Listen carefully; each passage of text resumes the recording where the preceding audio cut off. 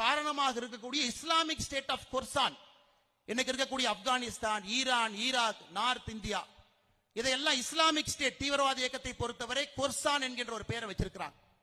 அவர்கள் மாதம் மாதம் வெளியிடக்கூடிய அந்த மேகசின் வாய்ஸ் ஆஃப் கொர்சான், வாய்ஸ் ஆஃப் கொர்சான்ல அவர்களே பொறுப்பேற்றுக் கொண்டு விட்டார்கள். கோயம்புத்தூர்ல நடந்தது எங்கள் இயக்கத்தை சார்ந்த, எங்களுக்கு சத்திய பிரமாணம் செய்து கொடுத்த நடத்திய அந்த ஜமேஷா முபீன் எங்கள் இயக்கம் பொறுப்பேற்றுக் கொள்கிறது என்று வாக்கு மூலம் கொடுத்த பிறகு கூட, அதாவது இஸ்லாமிக் தீவிரவாத இயக்கத்தினுடைய அதிகாரப்பூர்வ நாளேடு அவங்க ஏத்துக்கிட்டாங்க. அதான் தலைப்பை பாருங்க, a message to the inhabitants of the land occupied by cow and worshipping and mice worshipping filth. தமிழ்ல என்ன சொல்றாங்கன்னா, அந்த பொறுப்பை ஏற்றுக்கொண்ட தலைப்பு வச்சிருக்கிறாங்க.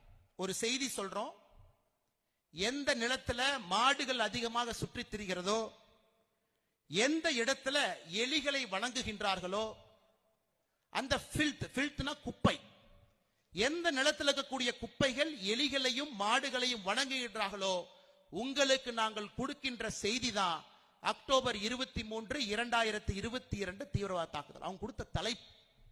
இன்னும் முதலமைச்சரை பொறுத்தவரை என்ன சொல்றாங்கன்னா, இது ஒரு சிலிண்டர் பிளாஸ்ட். எப்படிங்க நியாயம் கிடைக்கும்?